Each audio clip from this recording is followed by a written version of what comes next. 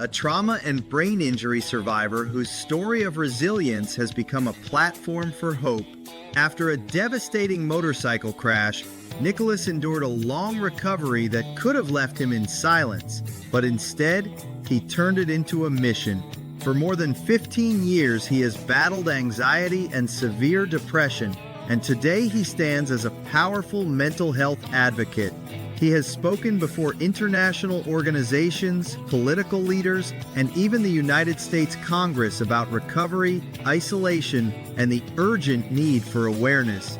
Beyond advocacy, Nicholas has found healing and connection through community, especially at the tabletop, where role-playing games became a lifeline in his recovery journey. An avid gamer, concert lover, and storyteller, Nicholas brings both courage and creativity to every conversation. Hey, how's it going? All right. How are you? I am doing amazing, man. It's another good Friday. I get to breathe and life is good. That's So awesome. why don't we dig into a little bit of the background? Kind of walk me through what happened as far as the accident and started this whole mission.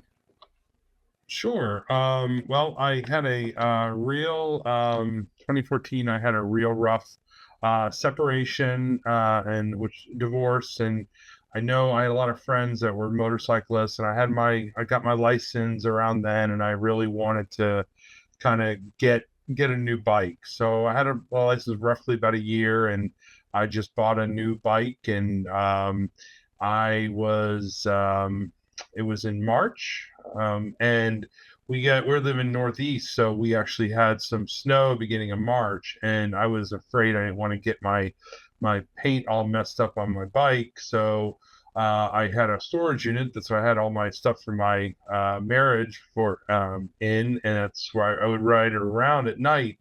And one day, my mother my dogs were freaking out. My mother said, "Where's your dog's freaking out? Where's Nicholas at?" And my brother's like, "I have no idea." They started calling around, playing phone tag, and went to a friend of mine said was at a storage unit. That's where he was riding a bike. Went there, nothing was there. They called the police. My buddy ended up breaking in, so the cop went in, and there was breaking and entering. And then minutes later, paramedics found me and then took me to the trauma unit over in Fairfax. So single vehicle, nobody knows what happened. Doesn't really matter what happened. But I impacted a wall. I separated my pelvic circle. I've broken my sacroiliac. I crushed my left orbital. A massive concussion, right side brain bleed, subdermal hematoma. So I always say just a little bit of trauma. Yeah. I was never in a coma, but I wasn't cognizant. I was basically moaning at the scene. I fortunately had very expensive Band-Aids, which were my motorcycle leathers. I had no abrasions. I would have bled to death.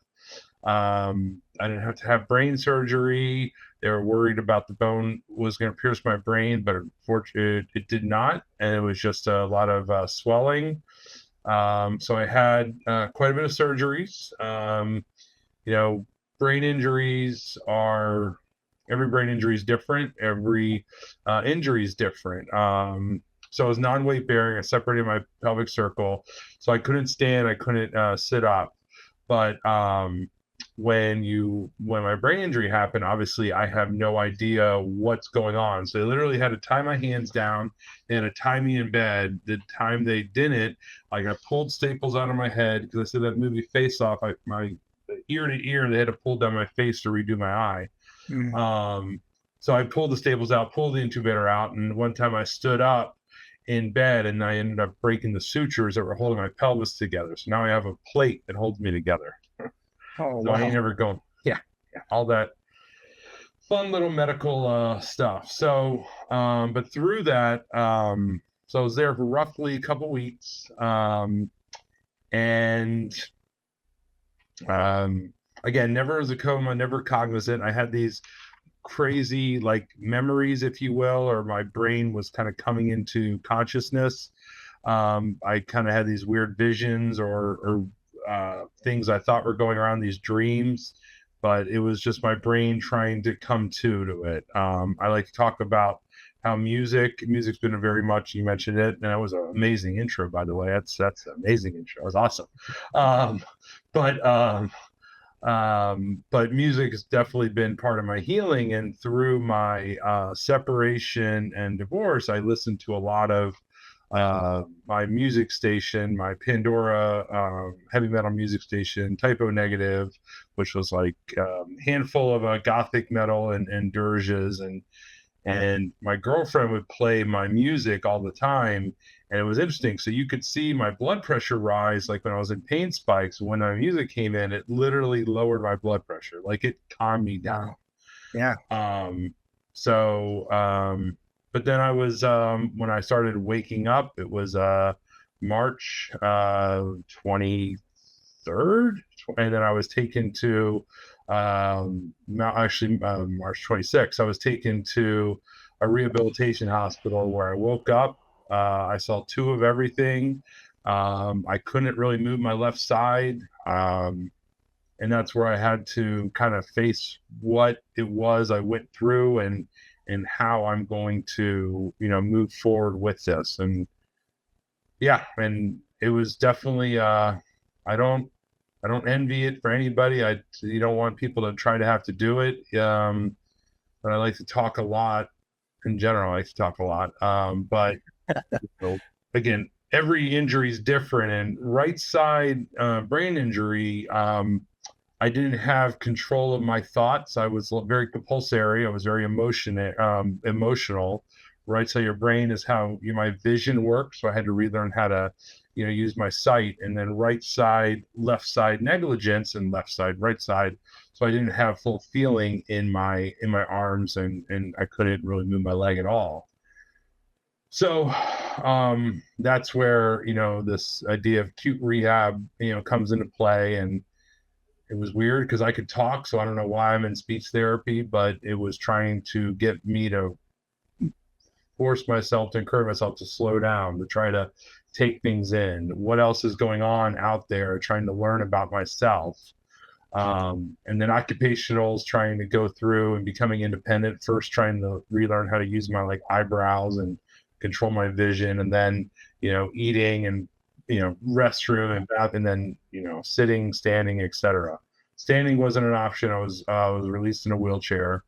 But so yeah, that was roughly 1 month, almost to the day, from when I got my trauma to when I exited, between two hospitals. So it was a very, very expensive stay, and my insurance picked up $875,000. So well, pretty good. That is good. Yeah, I asked when I go. That's when I go to the hospital, I always ask, "Where's my star?" Like what? I was like, "Well, donations. Like, I should have a star in my name." That was $875,000. That's pretty good money. Yeah. Yes, it is. That is a good month's work. That's for sure. Yeah. But and through my recovery, we have at the rehabilitation hospital. So I'm a member of a volunteer with traumasurvivorsnetwork.org, and they're across the country in different level 1, level 2 trauma centers, where patients that are experiencing trauma by any means, any ways, from vehicles to attacks to falls, etc. It's their world is upside down, and us as trauma survivors, we can go in there and speak to them. Well, trauma survivors was kind of a little bit of a lull, so my family really didn't have that support when I was there. Right. When I went out into the acute rehab center, they have what's called peer mentoring, where former patients come in and speak about their stories. And I couldn't stay long in mine because I was in a lot of pain, which I don't call it pain anymore. I call it uncomfortable, because pain has such a power over us. So it was very hard at the time, but I learned someone's story, and it inspired me. Hearing someone speak for 5 minutes said, I learned how to say for another mentor, why not me? So I wanted to do this so people, become this advocate, to take this mantle on to help others to see that they can actually, how we can get through it through empathy and through each other. And it was during a very troublesome time in 2016. That was March 2016 primaries. It was a lot of rhetoric and hate and stuff going around. So it was very good, though, being part of something and being around people that want to help and heal. And so that's why I do this. I mean, I was in therapy before my separation, divorce, and then through it, and it did save me. It kept me here, trying to, not just being smart and trying to see through it, to asking ourselves the hard questions and, trying to check in with ourselves. That's the important part of therapy. I think many people forget, and also men especially, the toxic masculinity is very real, and being called all sorts of names because I, again, go through this trauma. I go through these events. Those were my choices. And, so it's been a lot. It's learned a lot along the way, and I'm still learning, every day. I mean, you think about it, man, you basically had to start all over right there at the beginning, and it is amazing how much little stuff that we don't even think about each day that our brain affects. Like you said, eye movements and breathing, it's not even a thought process. It just happens. And all that stuff is controlled from your brain. And the other interesting thing I thought you said was with your blood pressure and the music, how it would literally start to relax you. And I think that is incredible because it makes sense. I seen so many soldiers while we were deployed that would bring guitars or whatever, and everybody be sitting out there singing or playing a guitar or something. And it just makes sense about how music can relax you and kind of take your mind away from the stuff that's got you rived up. And I think that's pretty cool, man. Let me ask you this. So you get through the initial stages, you're in therapy for a while and learning all this stuff. What was it like as far as on a mental side? Did you have issues with not becoming depressed or any of those types of issues, or was the support group pretty good and you were able just to work through it with a therapist? That's a good question. I mean, not being depressed. I mean, that would be a lie if I said I wasn't depressed. I mean, right. I've learned a lot, through the years, and learned a lot about loss and grief. And, I grieved what I thought was out there, what I thought my life would be. And so I was very depressed. And, right. Every brain injury is different. I say it's a dark void because I was never unconscious. I just wasn't cognizant. So I felt this terrible dark, this cold silence, calming dark that's out there, and it scares the hell out of me. So it was definitely very depressing, but I knew I wanted to try to do more and try to check in with myself. Mental health is always such a fun buzzword we go by. It pisses me off left and right because people don't understand the chains that are around us through this. And they just, when you see, why don't you get better, this and that. It's like, shouldn't say you have no idea, but I don't think people understand the amount of red tape that's all over it. But I actually had a gamer friend who I was just acquaintances with. I wasn't really a good friend with him, but they ended up committing suicide, and that shocked me. And this was years before my trauma, but that just wrecked me. So I knew that was not going to. I felt someone who I just tangentially knew and how much it wrecked me. So I definitely didn't want to go down that. So I definitely wanted to speak out when things started feeling that way, and and going out. And again, I saw a therapist before my trauma, which was very good. And um, it's tough. And I spoke about this recently in a webinar I did, but my accident happened. I came in to see my therapist, and I'm in a wheelchair. And then a week later, she has a heart attack and can't, see people anymore. And you talk about my world wrecked again. Like, what am I going to do? I had this person that was with me. So, I mean, I know I needed to find out what I needed and the help I needed to try to find for myself. And again, I asked questions, and I went online and found, handful of therapists, and I reached out to 5. 2 of them said they can't see new patients. One of them said they can, just only during daytime. And I said, my mental health's most important. I need to do this. And that was, over 9 years ago. Yeah, man. Wow. TBI is just one of those things that I don't know when it really got focused on. We can, with the veteran side things, we can kind of pinpoint when they started taking more of a focus for PTSD. I mean, even the names started changing as far as what they called it, and so you did start to see that focus. But you go back to boxers and professional athletes that play very rough sports. There was TBI issues that never got caught previously and caused severe mental disorders. And so you're right. Every accident's different, and the way it's going to affect people is going to be different, which in return is going to make your triggers different. And it is brutally tough. And I agree with you. The average person just does not, because they can't see it, they just don't think it exists. I'm getting ready to publish a book, and I took the phrase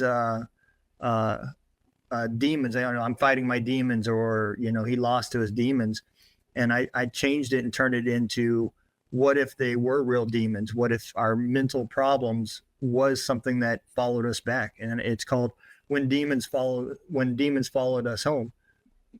At the end of the day, it's just an attempt to try to get people to be able to put a picture to what people are seeing. We get it that they're not real, but it still feeds off of guilt and depression and everything else. Isolation is one of the key benefits for these guys to feed off of. And you were in a hospital, which is not pleasant. I don't know if you had a private room, but my luck, I always get the screaming person. So, I at the end of the day, I could understand how easily it would have been to slip. So, my hat's off to you for making it the way you did. A lot of people wouldn't have, and it's tough. What is the one focus that you had, right? What was that one drive that said, when I get back to being 100%, I'm going to accomplish this? 100% is such a terrible word. Yeah. So I heard a patient ask you that once. How'd you get 100%? And it was like a smack to the face. And, I guess I said I'm beyond 100 now because I can help people now. Yeah. So what did it take me to get to the 100%? Well, what took me is the ability to advocate for others. I've always been a bleeding heart. I've always done, a lot, try to be kind and help others. But now I had this crazy platform. So yeah, that's how I am able to do this. I mean, I'm literally friends from, people from around the globe that I met through this international band, and their fans and the musicians really appreciated my story and that way it connected, and to help lift someone up, when they're in Germany or New Zealand or wherever in the States, is pretty cool. And that's something very powerful that I've been fortunate enough about how I speak or how I communicate, that my story it's tangible for many. Right. it's not just, well, this person has a brain injury, it's always like that. No, because there's so many nuances with this injury, because it's not just about a brain injury, it's also about, like you're saying, the demons and the stuff that's around you. It's trying to work your way through that. What I tell patients, I say to patients in the hospital is, you know, one of the things that, when we went to the pandemic, the entire world was all going through something at once. That's something that factually we know. One of the things that we can do is, survivors, is rehabilitation, how to beat isolation. We can help show others a path forward. And it also allows others to see us with empathy. Because when we speak our story, people feel more comfortable speaking to us, because they can see that we might get things that other people won't. And that's something that's been pretty cool that my trauma has given me. It is that gift of perspective, as I say, that I've kind of, put as my my little link tree or whatever, just trying to understand I did gain a gift through this. And it is seeing things differently, communicate differently to people, and in a great way. I mean, little tricks I learned, like in brain injury, speech therapy, just trying to count to 3, 1, 2, 3. So like if I'm in a contentious meeting potentially, or I always write on my top of my paperwork 1, 2, 3, so I can remind myself, just count to 3. And I've learned 1,001 quotes. And Viktor Frankl, a Holocaust survivor, said the space between stimulus and response is where the power lies. So allowing yourself that grace to slow down, collect yourself, and then relay is okay. Yeah, I think that's some words of wisdom that a lot of people could take. We get into that ability. One, just we want to get better now, and we want to skip steps. And I know I even got that way through my therapy. It's like, why do I got to write out my problems? Can't we just get past this and just make it go away? And it is one of those things. It's not like an illness where, they give you some meds and all you got to do is remember to take them, and that's it. It's gone.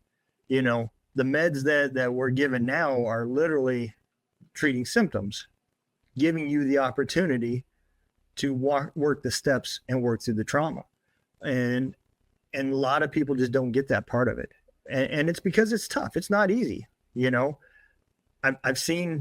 had fellow veterans, I had a lady, she's a musician, and she's on our radio station, and she wrote a song because her therapist said one day, you ought to be better by now. And she wrote a song called I Guess I'm Taking the Long Way Home. And but it's not a race. I don't know how people try to put that stigma on it. And I know it is hard when you're in that situation, and it is not easy. But if you do it right the first time, you're going to come out the other side a whole lot better off.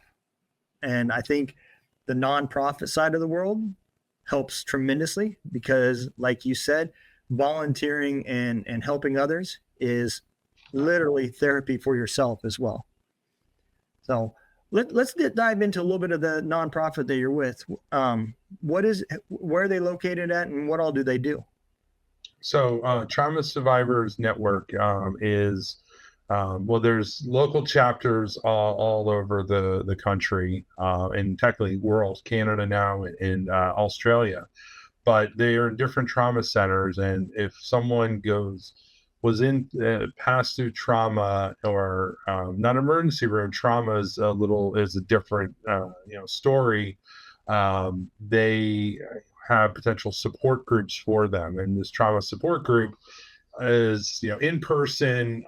Now pandemic happened, which was horrible for everybody, so they went online. So it is nice, people can still feel connected and call in to people. And it's interesting because everybody has a different story. And what we found is, just because my injury is one way, I hear someone else's and I'm like, oh my gosh, how could you ever go through that? And one of the reasons why is because we know ourselves, we know what we went through and we survived. So we can never imagine going through that. But that was the worst day that that person ever had. And that's okay to be that their worst day. So Trauma Survivors Network is they're under American Trauma Society, but that's where I volunteer with. And yeah, so I meet with different patients or I've done presentation at schools. I was invited to do a brain injury keynote speech. I don't know if you saw that at a brain injury conference. That's where I talk about, women are allowed all emotions except for anger, and men are allowed no emotions but anger. That's where it's all BS. Everybody's allowed the same. So it's through that work that I've been able to, again, be able to take, speak out and with them, they were able to set me up with a lobbyist, and I went down town to Congress a couple years ago and spoke to different congressional offices about the importance of having a national trauma system, about rural areas, how they really can suffer without having trauma, because there is that like 20-minute golden hour where you got to get to that, if you don't get there, you can have long-term damages, or who knows what it'll be. So it was very powerful going to that organization and speaking to congressional leaders and seeing the emotion of some of the staff members of us telling our story, and just really, they see the camaraderie that this is, and how that this group's coming together. It's bigger than so much. And then again, through my different advocacy and speaking, one of the persons that was in the interview with the musician Christina, Andrew, he was featured on this organization called sameyou.org. So sameyou.org was founded by Emilia Clarke from Game of Thrones. After her brain aneurysm, she suffered, and she created this foundation to help with services that weren't necessarily as easy to come by for brain injury survivors. So they did an article with me. I worked with them and did a study with the university in United Kingdom through couples that have gone through traumatic brain injury, and how it changed the relationship. So through this injury, this trauma, it's taken me these new opportunities to be able to help find and build bridges in all different types of manners, which is pretty cool. And I wouldn't have had this, if it wasn't for that horrible day. But I'm very thankful that obviously I made it to the other side of it, and here's where I go. You mentioned something earlier, and it reminds me it's a marathon, not a sprint. That's Yep. What healing is. That's another mentor she taught me. It's a marathon, not a sprint. And lovely, lovely person. And they were in a car crash in '82, and closed head injury, coma for 6 months. And, it's amazing that they were, that they survived, and here they are, and they mean the world to me. They actually were at my wedding, and all these cool little people that I met in my life, I would never want to lose because of this, and these neat little things that came about. So yeah. That's something that I think we, especially with this terrible social media, with everything else, we want to have everything perfect, but there's no such thing as perfect. It's just, right. What does good friends of mine say? Heaven's a lie. You don't try to build this perfect thing around you, because it's the Faraday gate. It's not real. Just allow the flaws to be there, because if you don't have the lows, you won't have the highs. Yep. So there's nothing that's perfect. It is this, what did Miss Crow say? Crow every day is a winding road. Yeah. I agree 100%. And I've said that same thing for a long time, that life would be pretty boring if you didn't have the mistakes in the lows, because you would never know what is great, because every day is the same. And so I think that is a true statement.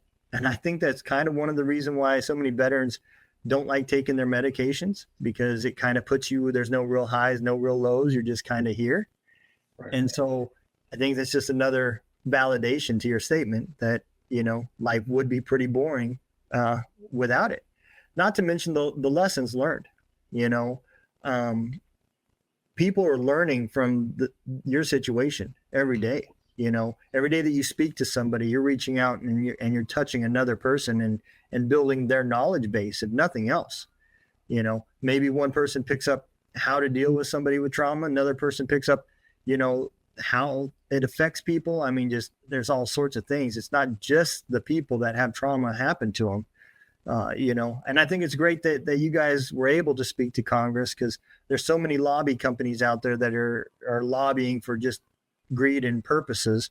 It's great to see somebody that's lobbying for changes that's going to actually help other people, not want anything back other than just make it better than it was for me, Right. And yeah, that's something that I'm, very partial to just through my trauma and my recovery. And I'm trying to talk to, I live in Northern Virginia, I'm very fortunate to be in.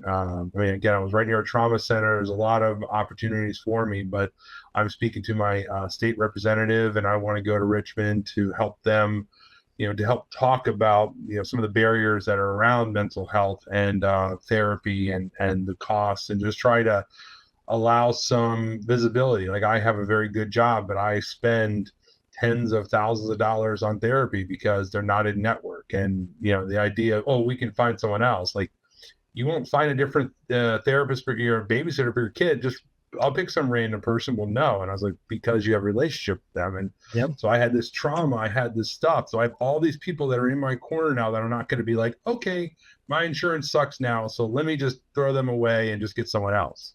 Yeah. It's not how life works. And I was worried when I tried to cut back on my therapy, where I started just how I felt. I was like, okay, I can't do this.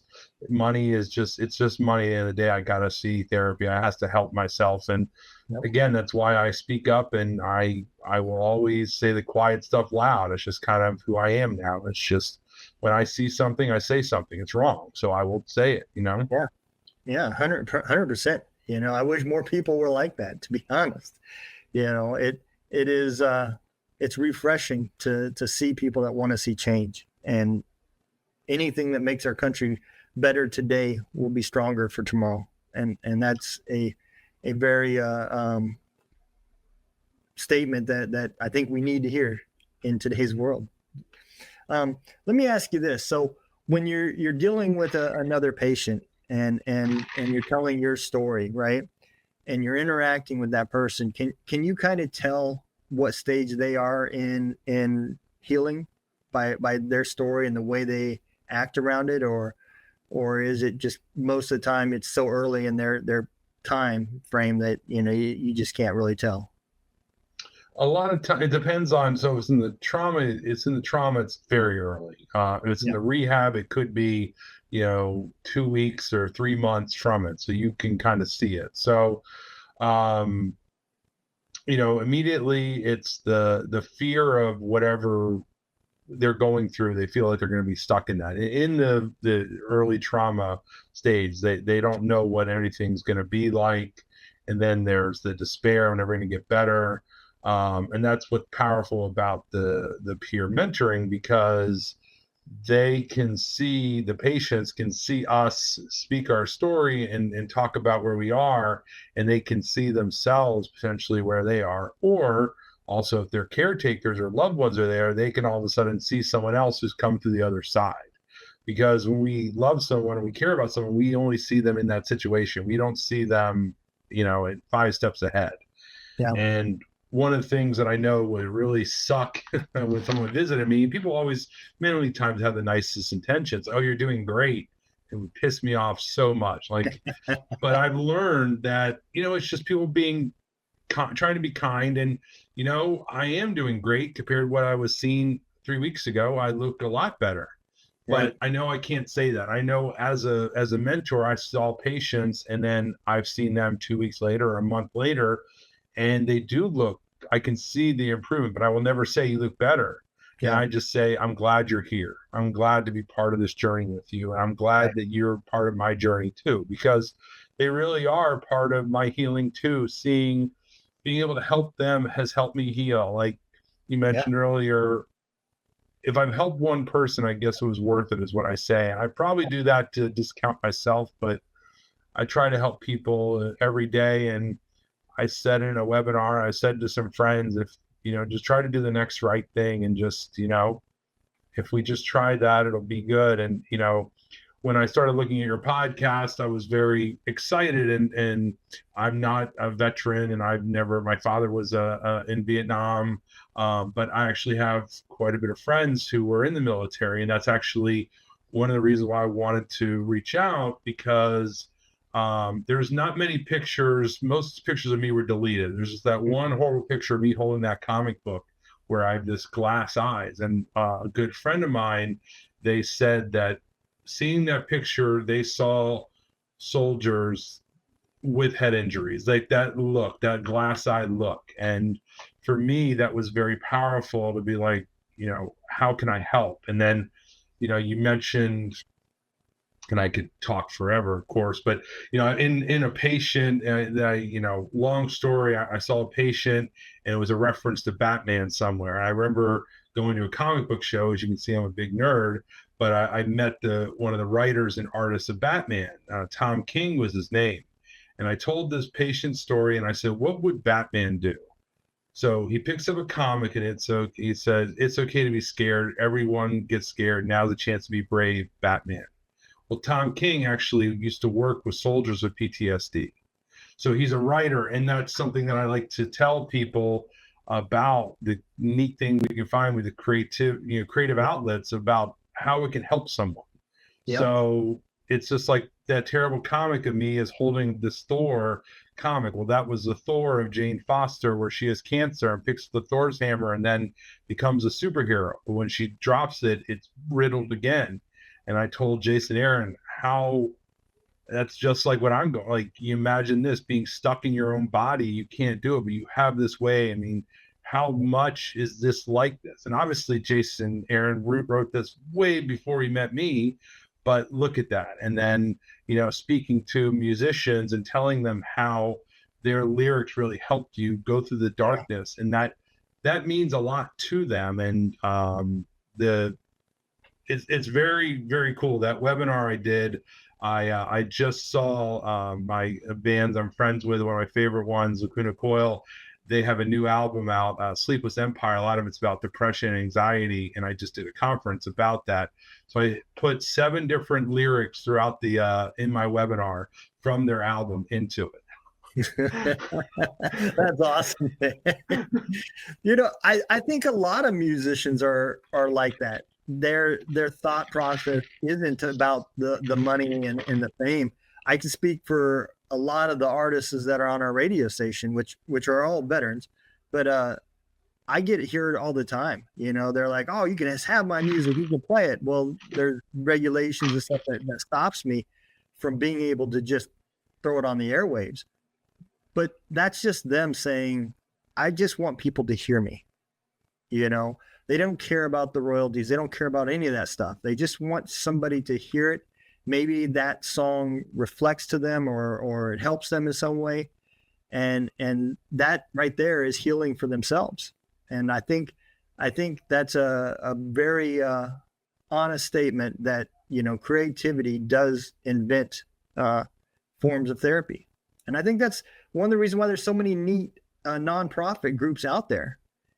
All that comes from a trauma situation or something that happened to somebody that usually started it, and they use creativity to come up with a way to help others. And I think it's really cool. And I never knew it until I got involved in the nonprofit world. You see a lot of good things that people could do if money wasn't an option. Let me ask you this. I know we're starting to get up there in the time, but I always like to end on a positive note and have a little bit of fun.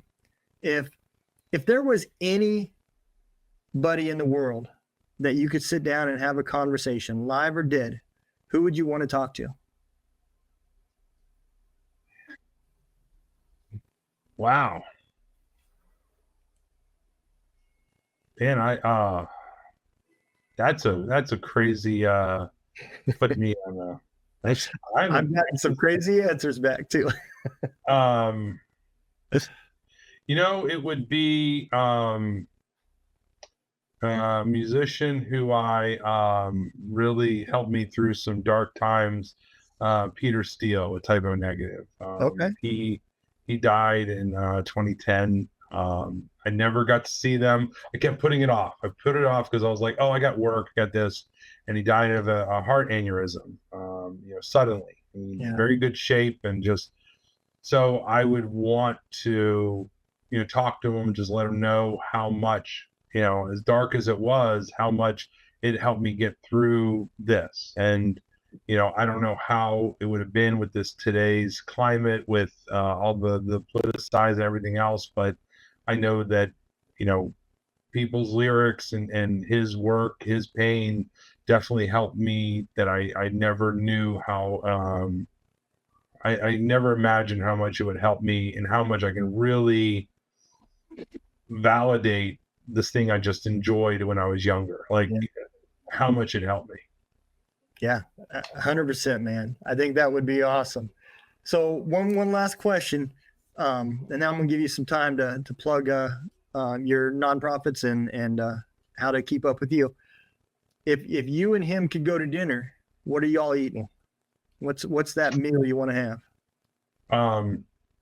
Well, I would say we're gonna have a good steak, and just I don't drink, and he did, so it would just be have a good steak and a lot of good conversations. And as you can hear, I can speak pretty freely, and my conversation goes, and it would go down crazy rabbit holes, and that's okay to do it. I mean, people can live some effed up worlds, but in the end of the day, when we break it down, going